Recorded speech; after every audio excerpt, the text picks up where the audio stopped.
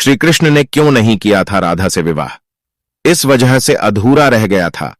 मिलन हिंदू धर्म में बहुत सारी बातें ऐसी हैं जो इतिहास में घटित हो चुकी हैं, लेकिन उनके सवाल किसी को आज तक नहीं मिल पाए। मगर आपने कभी सोचा है कि ऐसा क्यों हुआ? प्यार करने वालों के लिए जुदाई बनाई गई है, ये बात कहां से इस दुनिया में आई? क्या आपने सोचा है कि श्री कृष्ण चाहते तो अपना भाग्य बदलकर राधा से विवाह कर लेते?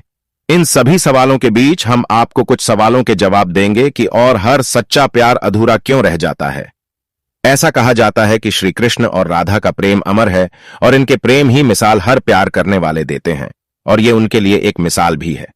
श्री कृष्ण की अर्धांगिनी ना होते हुए भी राधा रानी का नाम कृष्ण जी के साथ जुड़ा रहता है। हर जगह राधे कृष्ण ही जपा जाता है और लिखा जाता है। फिर ऐसी कौन सी वजह से जो इस सच्चे प्रेम करने वाले विवाह के बंधन में नहीं बंध पाए? इससे जुड़ा एक रहस्य है जो हर राधा कृष्ण भक्त को पता होना चाहिए।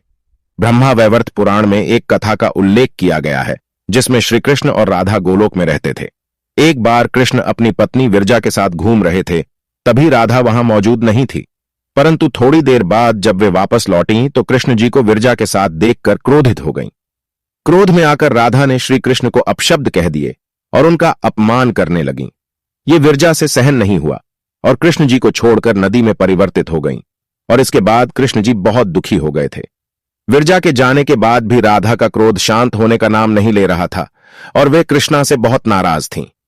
ये सब वहां खड़े कृष्ण के परम मित्र और सेवक सुदामा देख रहे थे और उनसे अपने प्रभु का अपमान सहा नहीं गया तो उन्होंने राधा को काफी रोकने की कोशिश की। इस पर राधा ने सुदामा को भी अपशब्द कह दिए और इस पर उन्हें क्रोध आ गया और उन्होंने राधा जी को अपमानित करना शुरू कर दिया। सुदामा का ऐसा व्यवहार राधा जी को अच्छा नहीं लगा और उन्होंने उन्हें श्राप दे दिया कि अगले जन्म में वे राक्षस योनि में जन्म लेंगे। राधा रानी के ऐसा कहते ही सुदामा ने उन्हें भी श्राप दे दिया कि वे अगला जन्म मनुष्य का लेंगी, लेकिन अपने प्रेमी कृष्ण को कभी प्राप्त नहीं कर पाएंगी।